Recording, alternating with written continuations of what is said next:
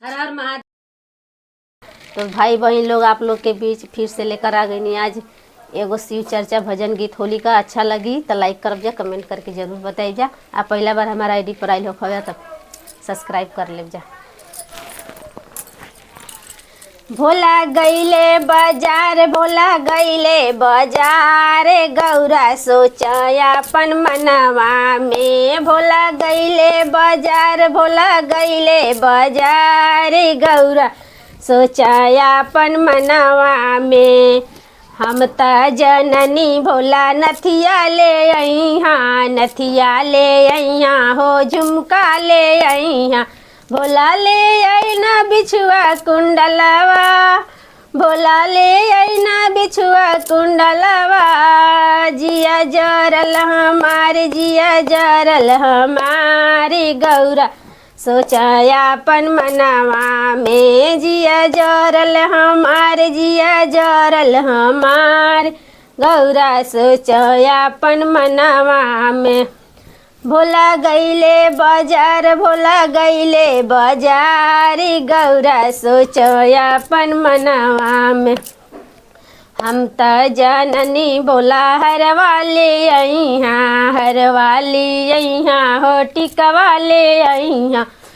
भोला ले अइना सर्फ के मलवा, भोला ले अइना सर्फ के मलवा। जिया जरल हमारे, जिया जरल हमारी, गौरा सोचा अपन मनवा में। जिया जरल हमारे, जिया जरल हमारी, गौरा सोचा अपन मनवा में। भोला गईले बाजार, भोला गईले बाजार, गौरा सोचा अपन मनवा में। हम त जननी भोला चुनरी ली अइहा, चुनरी ली अइहा हो, पियरी ली अइहा। हम त जननी भोला चुनरी ली अइहा, चुनरी ली अइहा हो, पियरी ली अइहा। भोला ले अइले मिर्गा के छलवा, भोला ले अइले मिर्गा के छलवा हो। जिया जरल हमारे, जिया जरल हमारे, गौरा सोचा अपन मनवा में। जिया जरल हमारे, जिया जरल हमारे, गौरा सोचा अपन मनवा में। भोला गईले बाजार, भोला गईले बाजार, गौरा सोचा अपन मनवा में। हम त जननी भोला लड्डू ली अइहा, लड्डू ली अइहा हो, पेड़ा ली अइहा।